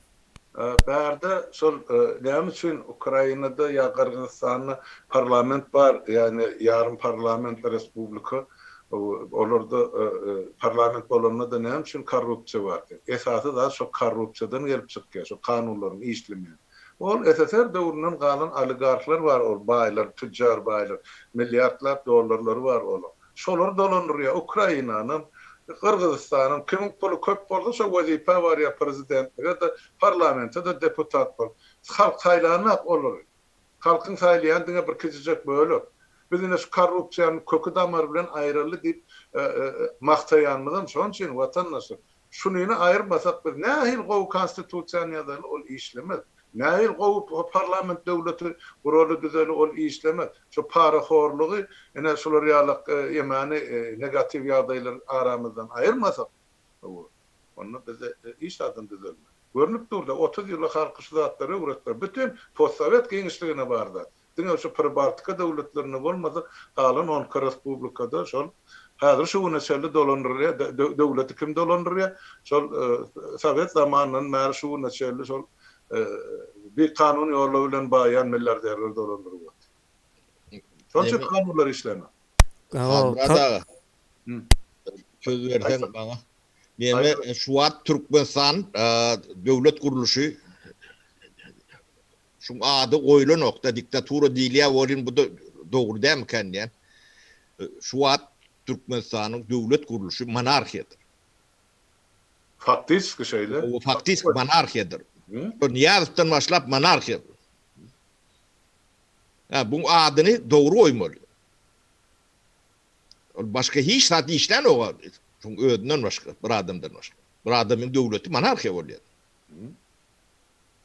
Hakiki. Bizimki yönü oligark hiç kinemede yeten ok. Oligarklar bir yok da. Monark. Bizde şu kanun tarafından tasdiklanmadık padişahlık hüküm sürüyor 30 yıl. O monarhiya. Onu bu yankı sözler bilen, sözcükler bilen, yankı kağızcıklar bilen adamdan halkın dünyanın gözünü başına alcıradıp yankı düşünme diyalog edip o diktatura diýsen, diktatör diýsen hedil edýändir. Evet, diktatorym bolsa bir respublikaň bir döwletiň nemesi ýol başçysy. Ola bir derece. Respublika sözüne aýyrdylar. O yok. Soň üçin monarhiya diýenden men. Hakiki monarhiya. Hakiki. Ödem kanunlar 5 ýyldan hani taýlap geçmeli, aýrylmaly, gitmeli. O gitmän otuýar. Öyle işine mi onurun? Yani önkü padişahlar var. Önkü döwründe Osman padişahları. O hem becerin soğudu vardır. Köptü 5-6 dil bilýänem vardır. Dünýäň ykdysadyýatyny hem mezadyny bilip gören adamlardır. Bunda soğudum yok. Bizim monarhymyz bir pokton monarh. Bir iýdir monarh. Iýdir monarhym del.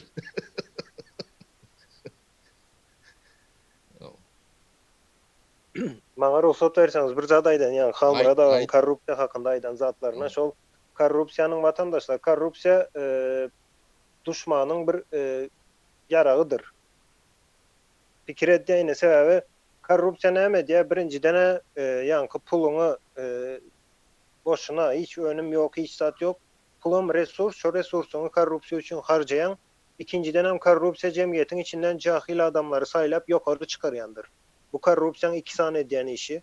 Indi men görýän işim, elbetde başga işleri de vardır. Men şu an görüp bilen, şu ikisi var iň esasy. Jahil insanlary ýokary çykarýar. Näme üçin ýokary çykarýar? Kellesi işleyen adam korrupsiýa baş goşup bilmeýär. Öz ýaşaýan döwletinde. Sebäbi korrupsiýa ekonomikanyň gözünde edil ýanky näme ýaldyr? Bir virus ýa-da bir Koronavirus. rakın öýjügi ýaly bir öýjük korrupsiýa. Bir adam şonu etse bir sany öýjük var diýmek. Ýöne ol hemişe ulolýa gaplara sıçda ol keşilik. Iň soňunda şu döwleti ýok edip bilýär. Döwleti ýok etmese de soň ekonomikasyny ýok edip bilýär, nola düşürüp bilýän zat korrupsiýa. Indi şuna kellesi işleyen adam para alarmy? Ya para verermi? Ya garyndaşyny işe alarmy? Ýani şu korrupsiýanyň istendik bir görnüşi bolsun, şonu etmeýär de. Şoň üçin korrupsiýanyň şoň ýaly bir güýji bar da, ýani düşman üçin bir döwleti ýok etjek bolsaň, ine şoň ýaly pul para bilen adamlary ýokary wezipelere çykarýan, ortadan iň jahilleri saýlanyp ýokary çykyp başlaýar da. Ýa-ni korrupsiýanyň meşberi ulolýança azrak düşünen adam pikir edip bilýär. Ey, dur menem şu döwletiň içinde ýaşaýan, näme üçin men bu döwletiň ekonomikasyny keselledeýin ýa-da ine virus näme deýin diýer. Sebäbi özüm şu döwletiň içinde ýaşaýar, ertir senem ölýän. Ýani döwlet ýok bolsa senem ýok bolýan diýmekde. Ýöne şo düşünen oklar. Ine şonuň üçin korrupsiýa şol bilimiň, ilimiň az ösen ýerlerinde ýa-da ýok ýerlerinde korrupsiýadyr. Olaryň nämesi. Ýöne şoň ýalňyşlyklaryny hatda özlerem düşünen ok. Azrak bir kelläňi işlet. Korrupsiýaň ýok döwletlerine seret, berem korrupsiýaň bar döwletlerine internetten görüp bolýar. Seret. Bir adam baýajak diýip otayda milyonlarça adamı sen otayda alan puluň näme? Aýda $1 milyon. Ýöne şol $1 milyon sana peýda $1 milyon girdiýiň hökümetten 50, 60, 100 milyon dolar olup çıkya da. Çıkya diýende yitirýär şo döwlet. Çoň ýaly güýji yitirýär. Sen $1 milyon alanyň. Beýenýänsiň men ine daş güýçlerden $1 milyon alıp ine şul zat etdim diýip. Aslında olar 100 milyon alýar soň otaydan. Sana %1'ni berýär. Şo korrupsiýanyň işi bu. Şoňa düşünen güne adamlar ine nämenin korrupsiýa ýuwaş-ýuwaş ýok bolup gider. Ýöne düşünmedik adam, jahil adam korrupsiýanyň peýda aldygyny bilýär de öz üçin. Aslında özüne de peýda ýok, beýska wagtda peýda. Şu korrupsiýa barada näme diýär sorapdyrlar da, ýani Aýdyňam aslında jogap berdi oňa. Korrupsiýany näde diýip aýyrmaly diýerler. Indi Aýdyň ýani Aýdanda mehanizmlar bar diýdi. Edil korrupsiýa garşy durýan döwlet mehanizmlar bar. Öňem bardy. Häzir teknologiýanyň ösen, internetiň we dijital dünýäniň öňde barýan wagtynda elektron döwlet sistemalar bar. Korrupsiýanyň öňüne geçip bilýän iň ansat ýollaryndan. Bu bir Ben söz alyp bilermi? Hawa. Sen aýt korrupsiýa. Ondan soň onun ýanynda ýene hususiýetçilik bar. Iň esasy kömekçisi. Hususiýetçilik bilen elektron sistemany gurup bilsen dogry bir şekilde korrupsiýa galýasa, soň korrupsiýany cezalandyrmak üçin kanunlar çykararsyň, ýöne şo kanunlar ulanmarsyň hem gerek bolsa şo iki sistemany gurup bilsen dogry bir şekilde. Ýöne bolmaly hökmen suratda. Ýöne korrupsiýanyň öňüne geçmek üçin diňe kanun çykarmak diýmek ol diktatoryň nämesine meňzeýär. Korrupsiýaga garşy bir edara gurmak ýalak bir zat bolýar. Saparaga. O korrupsiýany güýçlendirýän zatdyr O güýçlendirýän zatdyr aslında. Aýlawly ýollar bilen garşy çykylýar köplenç döwlet derejesinde jemgyýetiň içindäki problemalary çözen wagtyň. 30 ýyl uruş ýeme görüşüp gelýärler, gelen netijelerim şu wagt 100%, 200% korrupsiýa boldy da. Ýok yerim ýokmy kanyan korrupsiýa. Vatandaşlar şol başlan halmrada. Aýdybar. Şol korrupsiýany ine Türkmenistanda ýanky polisiýa diýdi, korrupsiýa garşy görüş komitet olan hiç haýsam korrupsiýany aýryp bilmeýär. Mümkin däl ol. Taryhda görülen ýeri ýok. Birazjyk şoňa nämedik görseler. Indi olan edýän işi näme korrupsiýa garşy ýanky korrupsiýa garşy görüş diýip bir gurama döretýärler. Otayda da işleyenlere aylık verilýär, güllük verilýär, ýene ýanky ýaşaýyş ýeri diýdi, ýenesi diýdi. Bu zatlar çykdyjydyr döwlet üçin. O çykdyjam halkyň kisesinden çykýar, başga hiç ýerden çykan ok. Ýöne şo zat korrupsiýany aýran ok. Goria. Korrupsiýany gorayan we östürýän bir mehanizmdir ol aslında. Korrupsiýany ine kemine daýdyk geçdi de hususy ýeçilik. Ve hususy ýeçilikde full perfect competition diýip bir näme var. Ýani konkurensiýa bolmaly, bäsleşlik bolmaly. Mysal üçin universitet barmy? Döwlet universiteti bolsun, men ona garşy däl. Ýöne sopsy universitetler hem bolsun garşysynda. Soňam bazaryň içinde ine beýleki ýerlerde hem merde de çok hususy ýeşillik, korrupsiýany ýok edýändir. Ine sen özüň ýeriň var diýeli, 100 hektar ýeriň var, sen şo tap pomidor ekjek bolýan, sen şo ýer garyndaşyň iş alarmyň ýa-da iş edip bilýän adam iş alarmyň. Ya biri gelip iş sat bilen ok, pomidordan düşünen ok, sen gelip şo taýda işe girmek üçin sana pul berse şonu iş aljakmy sen? Ýöne kayzat bu. Almayan, bärde ýem pikirlenmek hem düşünmegem gerek däldi. Ine şu zat korrupsiýany ýok etmek üçin näle diýsem, kanun bilen goralmaly däl, mehanizmler bilen goralmalydyr korrupsiýany ýok etjek bolsaň. Şo näme? Ýalňyş bolýarmy şoň ýaly? Doğru, gaty doğru aýdyň. Men ikelim bilen bolýan teňnemäňi.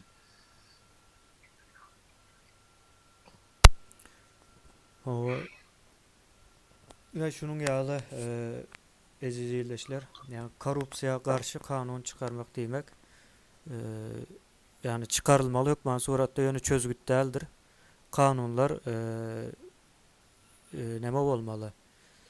Caydırıcı bolmaly hem edil cezalandırıcı bolmaly. Eğer edilse, ýöne ondan öň döwletiň hökman suratda şol korrupsiýa ýol bermeýän bir mehanizmi bolmaly. O mehanizmlarda şu an günümüzde iki sany öňdiňe birte, indi iki boldy. O biri hususy ýeçilik beýleksem elektron döwlet sistemasy, ýani döwleti elektronikleşdirmek barada.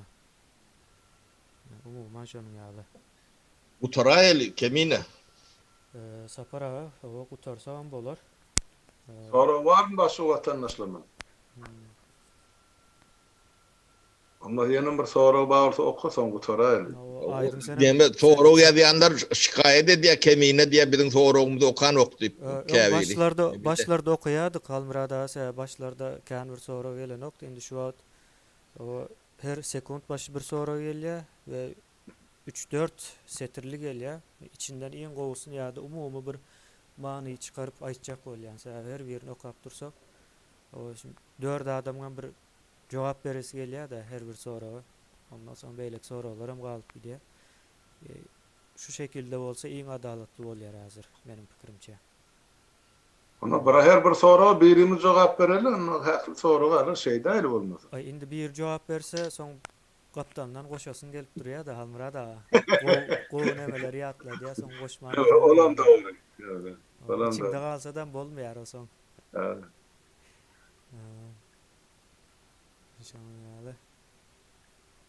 Yani umuman halkımız şu an hareket doğal haçan başlaya diyen sorular soraya bizim hareket başlaya diyes yakın vaqtda başlarım. Yani hareketten soň ýanky aýdyk. Hareket başlamadı mı? Mene başladı. Gidip dur hareket. Hareket gidip dur aslında da yani ondan soňky yani has neme netijeli soňky hareketler diýen ýalakrak. Hana ine ýangy bir küçüllikde ana dernege gelip ine bir topar ine türkmen ýaşlary oturup bir topar meseleni aralyk maslahatlaşypsyňyz, birek bilen tanışypsyňyz, gelecekki işler barada biraz pikir alşypsyňyz. Ine şol hereket. Gelin sizden dernege boş wagtyňyz wagt belleşin kemine şo taýda oturup görleşiň bir topar meseleni özüňiz çözün.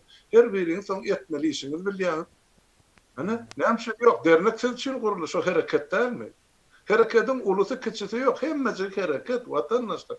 Şu elden gelince başarınca işini etiverin. Şu halkımızın, vatanımızın peydasını. Yine şol hareket. O lokman bilim çıngap var.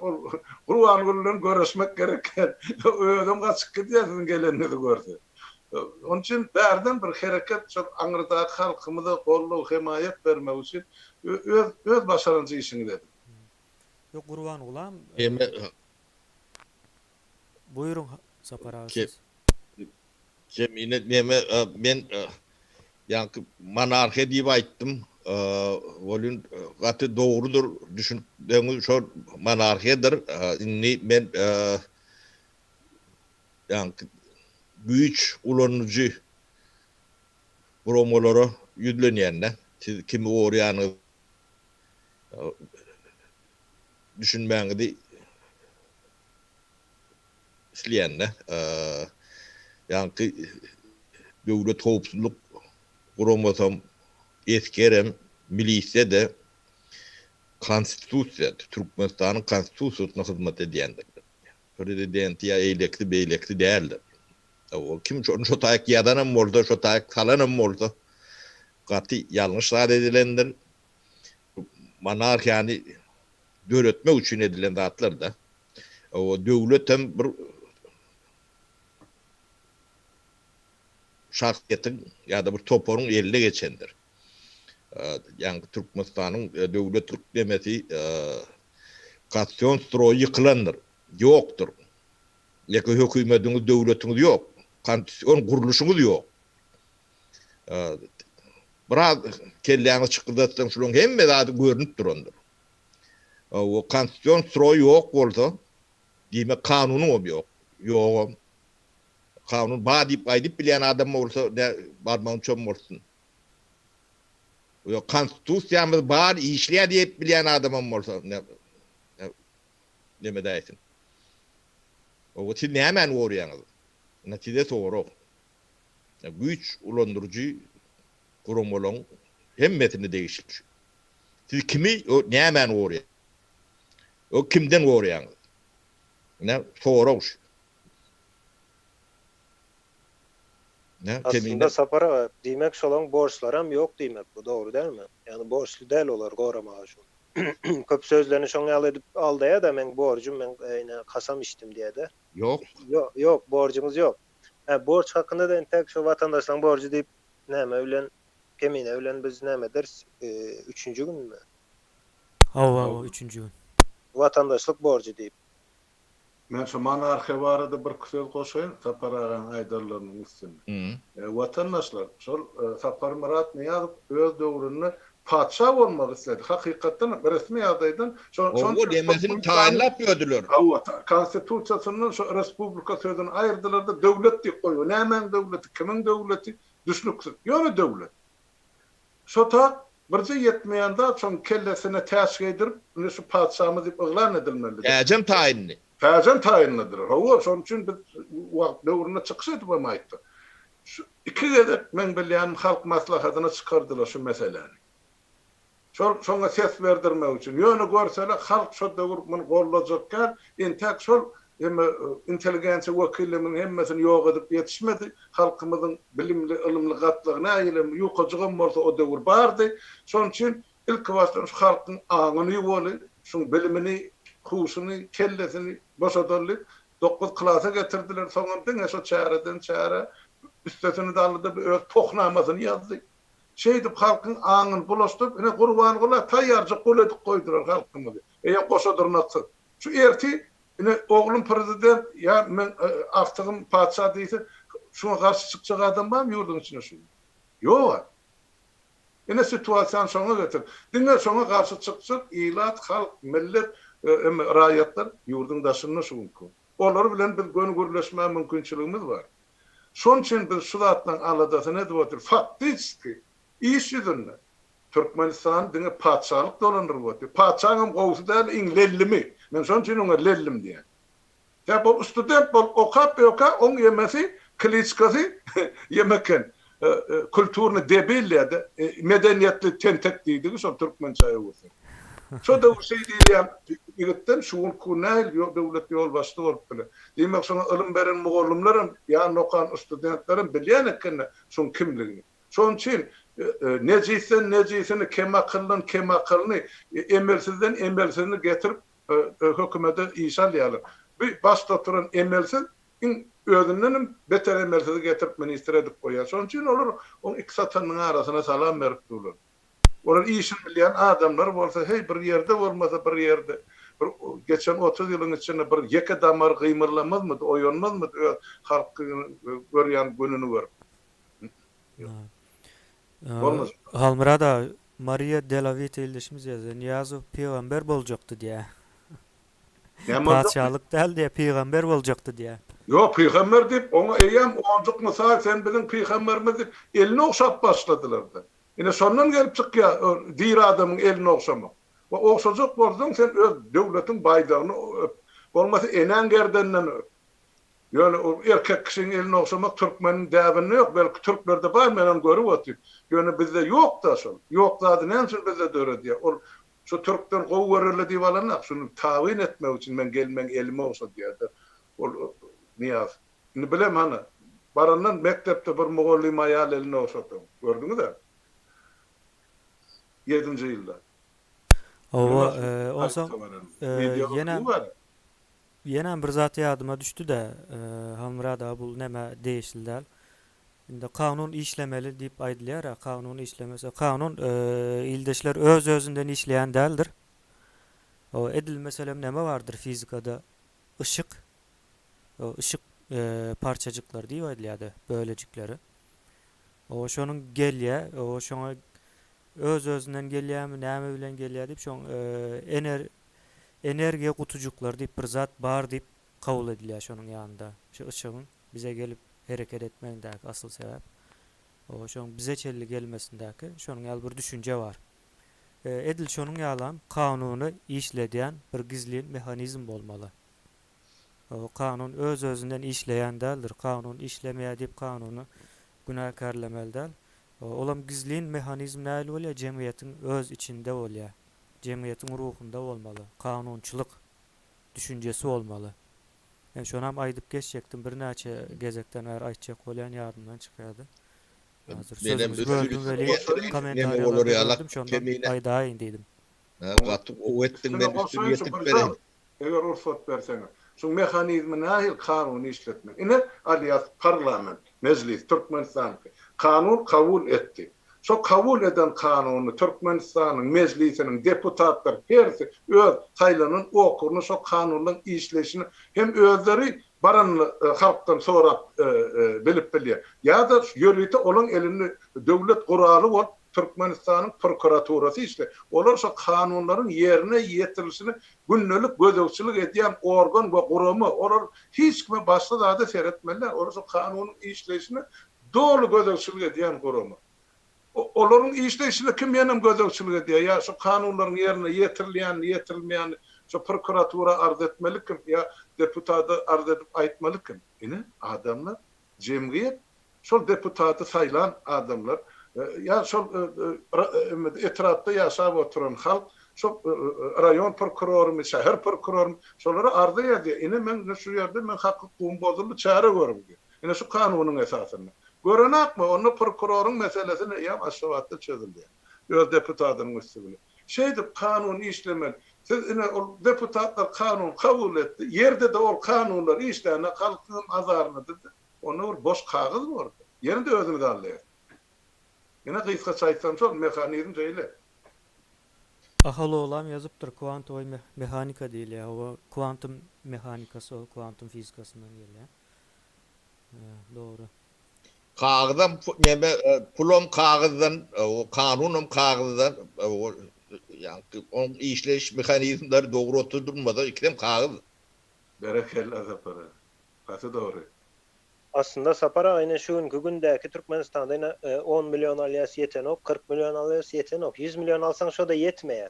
Şo kağızın, yankı pulun, yankı milyon diýen zadyň kağızdygyna düşünen günüň aslında şu günkü günümüz gowy sapak da bize öwrenmek üçin. Baýlyk pul däldir, baýlyk önümçülüktür. Yani önümçülüğün hem yine ılım bilim hem bir önümdür. Bilgili, yönü de däl. Hawa. Yo şu önüm ılım bilim hem önüme girýär däl mi sapara? Owo, haritdir. Hawa. Iň gymmat, näme önümdir özem, ılım diýilýän zat. Yani uzun wagtly işleýän önümde 5 ýyllyk, 10 ýyllyk däl. Yine baýlyk diýilýän adam şu önümlere baýlyk diýilýär. O pul baýlyk däldir, kağızdır. Hava neme Aydın bilen bir zat gördük de Türkiye'nin 90'cı yıllarındaki siyasetçilere şu pulun demesinin davası ne diyen ekenler. Yani bilen oklar eken iktisadiyete şol Yankı wagtlara. siyasetçilerden gen görmelilerdir. Hava Temine. hava biz hayran kaldık 90'cı yıllarda şonun ýalyken medeniyetliken yani kan iktisadiyeti bilen oklar eken. Şondan bolmaly da kriz diňe. Şolaryň ýalňyşlygyndan. Şo ýyllarda diňe kriz bolýan eken. Soň şu taýda Türkmen Oğuz Ýyllaşmy ýazýa kanuny talap edip başlansa diye işläp başlar diye yine edil O talep ettiğin bir işlemin mekanizm oturdurmalıdır. Doğru mekanizm oturdurmasa o talep ettiğin bir işlemez. Hawa ýa şol neme bolýar-da jemgyýetiň içindäki bir ýene guruluş bolýan bolmaly iň azyndan. Yani bizde hazır şol talap edilen ok da zordan sapara şu toprak seninki hawa sen şonuň eýesi bolmaly diýip aýdylyp ýör-de eýýäm 6-7 aýdan bäri. Eşdeme ok kemine ben Ay meniň nemem gitdi ýaly. pilim bitti. Hawa pil bitdi. Mikrofonuň pili bitdi ýyldaşlar. Şol kanunun işlemegi üçin esasy gerek zat ynamdyr vatandaşlar. Siz ynanmaly şo kanuna. Ine men hakym bar diýip ynanyp bilen günüň talap edip bilýäňde. Näme üçin Türkmenistanda ine ýönekej zat köçe çykmak bolanok diýäwelin adamlar öýüne girýär-de. Gece saat 10'da köçe çykmak bolanok diýär. Indi sen şol zady git Ýewropaň döwletlerinde birini aýdyp gör de köçe çykmak bolanok diýip. Ine ol adam arkasında kanunun durandygyna inanan üçin, şo kanuna inanan üçin we özüniň haklaryny bilen üçin şoňa men isleýän wagtym çykarym, isleýän wagtym girerim diýip aýdyp bilýär. Saňa näme diýip bilýär.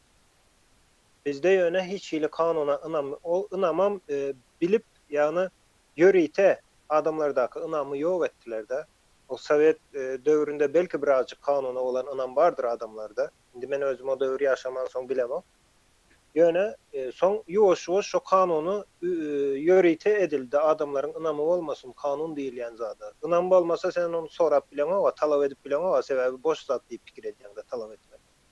İşlemeýändigini bilýän. Sen şoň ýaly düşünýäniň üçin olam işlän ok. Yani ynam bolmadyk ýerde talap etmek meniň pikirimçe bolmazmy ka diýip pikir edýän de. Emme aydın kanun hemme kişi üçün bolmasa bolýan näler hemme kişinin yani prezidente çenli o kanunyň öňünde boynu kıllan iýçe bolmalydyr. Başgaça bir adam şonu bozup bilýän bolsa, şoňa hukuk berilen bolsa kanun bozmaly. Şo döwletde kanun düýbünden ýok diýilen manini berýändir. Düýbünden ýok, kağıdan däl, ýani tuvalete ýar kağıdan däl bolýar. Bir adam şonu bozup bilmäge hukuky bar bolsa, kanunyň. Şo döwletde hiç kanun ýok diýilip, onu dakadat etjek bolup demedip görmän. Kanun hemme kişi üçin deň bolsa kanundur, işler.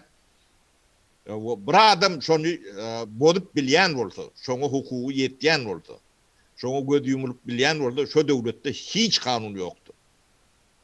Bu ýani jedelem ýokdur, subutnamasa gerek geldir. Bir adam bozup bilýänmi? Bitti. Şo döwletde hiç kanun ýokdur. Şoň üçin bir adam bozup bilýän bolsa halk ayağa kalmalydyr. Dünýäni ýakyp tozdurmalydyr. Ya kanun işledersiniz ya da ýok bolup gidersiňiz diýip. Diňe şeýle bolany kanun işläp bilýändir. Başgaça sen üçin kanun bar, men üçin ýok. Beýle zat bolmada. Şo kanun sözüniň manysyndan hem şo gelýär-de, ýa kanun diýmek kanun üýtgemeýär. Daşy ýokaryzyňsaň ýere gaçýandyr şo. Bu kanundur. Eger şonu bir adam üýtkedip bilýän bolsa, o hem kanun bolmandan çykýar. Şo kanun ýok diýmek. Şo kanun eger bozulýan bolsa, bozulmaly däl zat kanun. Bir adam bolsa, onu adam tapady ýok. Tapara şo aýdyşyňyz ýaly bir adam bozdumy, sen hem şo kanun däl diýmek. Kanundan bozup oturýarlar. Bir punktda işlänok. 2 punkt. Ondan kanun bozulupdyr diýip, ondan näme diýerler de? Yani adamlar hem kanun var diýip türmäde basyp ýörler. Ne gengleme. Onun kanun goruyat deyip vur topar adama yüzlerce adama aylık verip diyorlar. Şu zatları düşünüp biliyorsunuz mu? O kanun yok olsa onu neyle koruyan?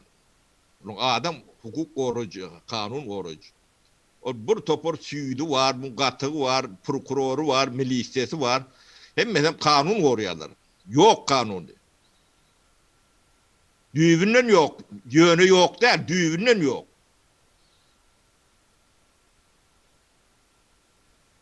Mesela ne şeylik koymalı, şeylik çözmeli. Yani yok kanunu bozuptur diye de. Gen o ben milise ben kanunu korudım diye. Yani canım tenim verdim deyip bir gururum var ya. Yok kanunu de ne koruyan neyim diye.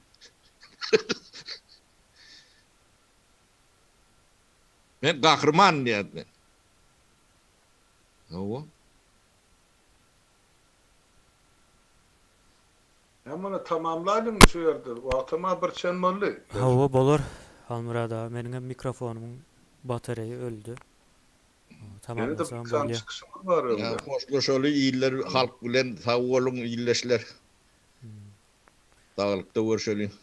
Vatandaşlar sağ olun. Vatandaşlar Sağlıkta görüşelim. Tapara, kemine, aydın sağ olun. Şunkı gepleşimde katnaşanlarınız için. Yiğitler size de sağ olun. Hı. O, sağ olun yaşlılar, aydın, ildeşler. Yine dem görüşýän çek. böyle vatandaşlar sağ olun.